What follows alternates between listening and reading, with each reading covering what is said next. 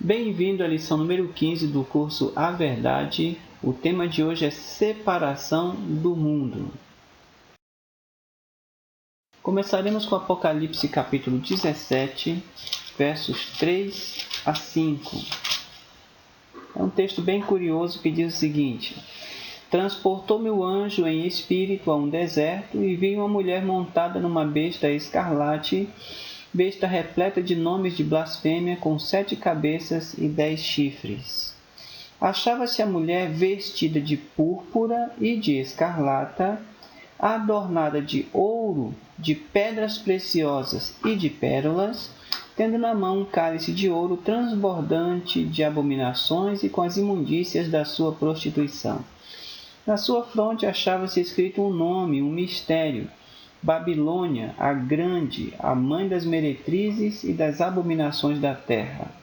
Então vi a mulher embriagada com o sangue dos santos e com o sangue das testemunhas de Jesus, e quando a vi, admirei-me com grande espanto. Aqui, uma mulher com trajes chamativos e muitos enfeites é utilizada para representar a igreja caída dos últimos dias. A maneira como essa mulher está vestida, os adereços que ela está usando, refletem não apenas a necessidade de chamar a atenção apenas para si, quanto também uma adequação aos costumes do mundo, que é uma valorização excessiva da própria figura e da aparência. Em Romanos capítulo 12, verso 2,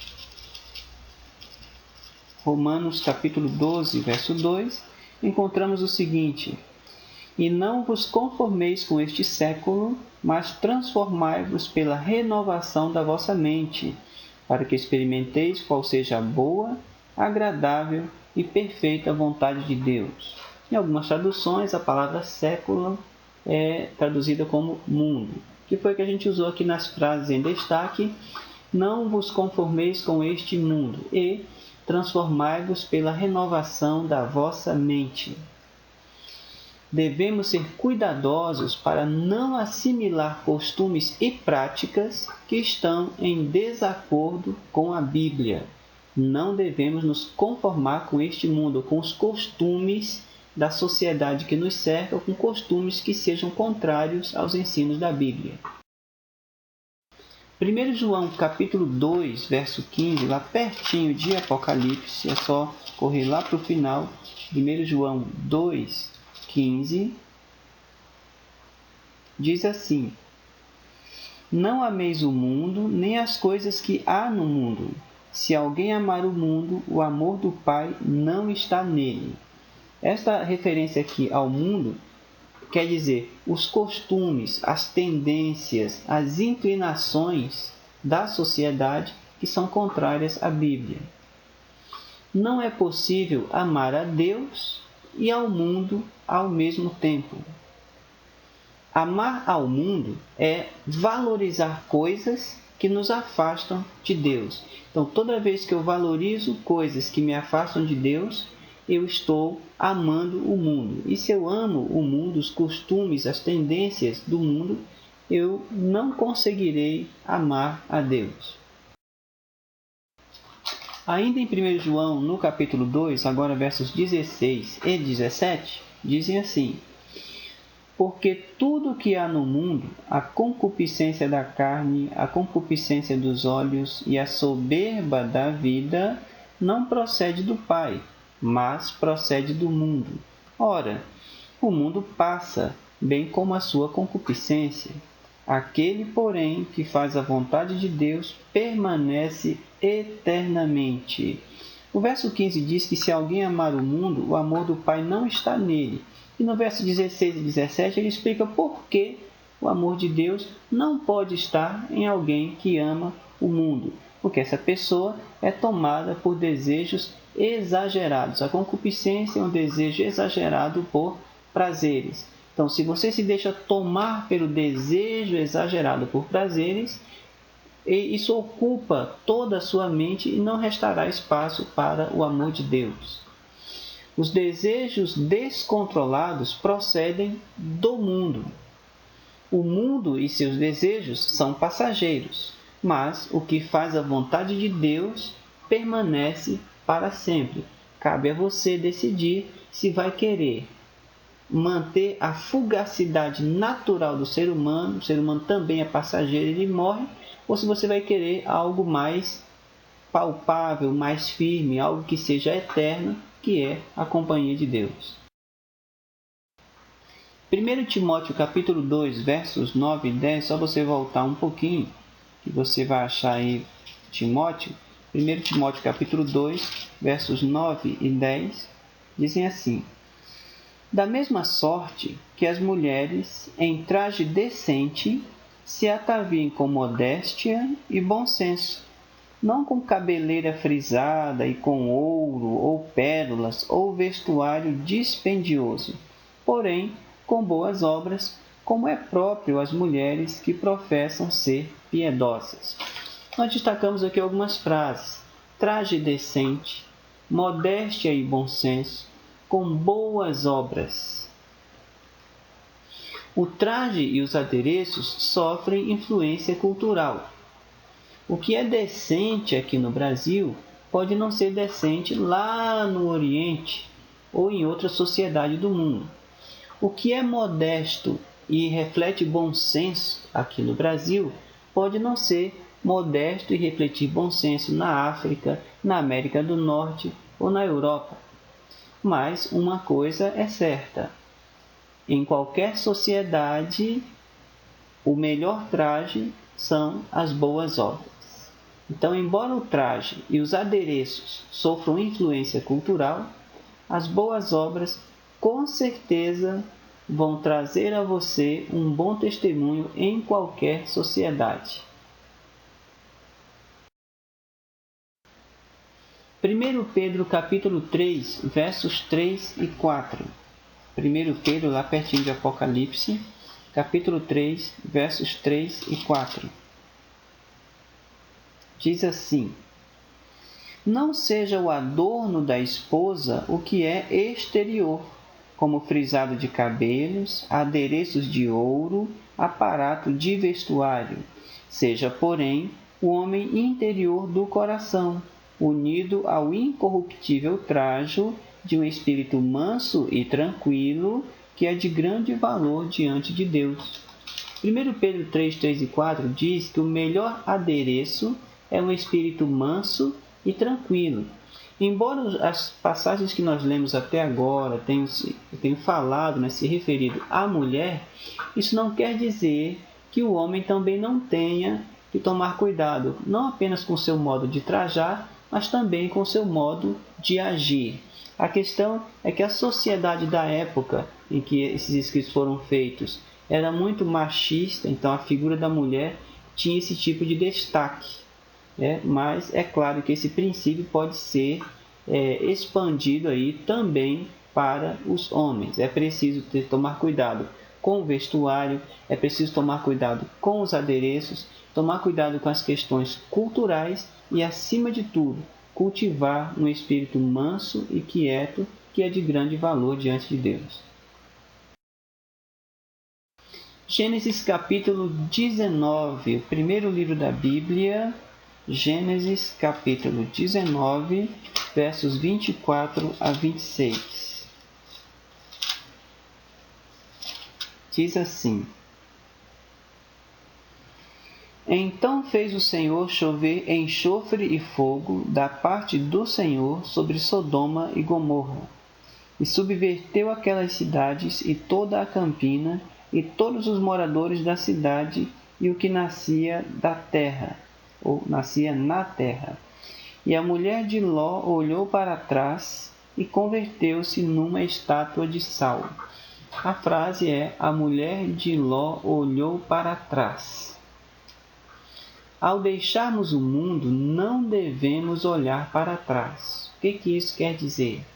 Eu tenho que ser bastante cuidadoso para que, depois que eu abandonei os costumes antigos, eu não me ache me entristecendo por achar que, por abandonar aquelas coisas ruins, eu perdi muita coisa.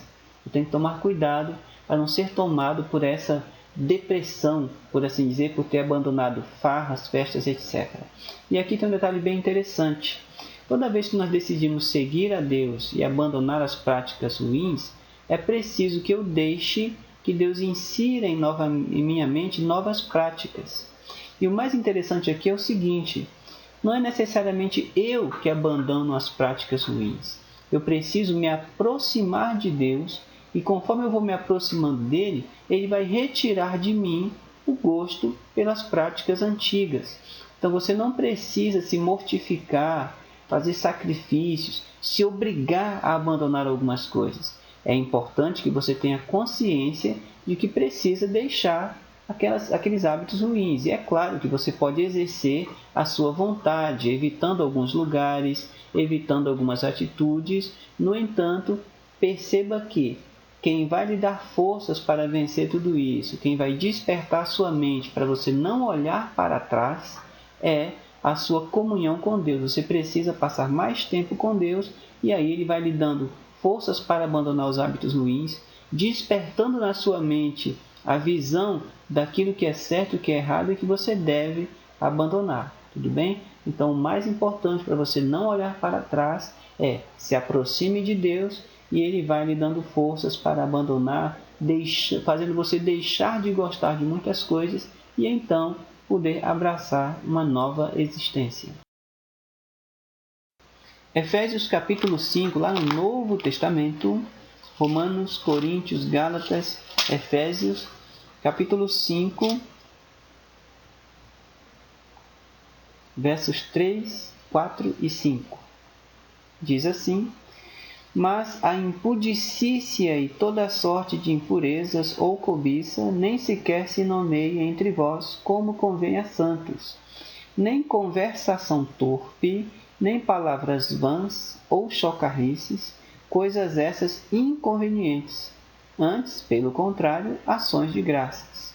Sabei, pois, isto: nenhum incontinente, ou impuro, ou avarento, que é idólatra, tem herança no reino de Cristo e de Deus.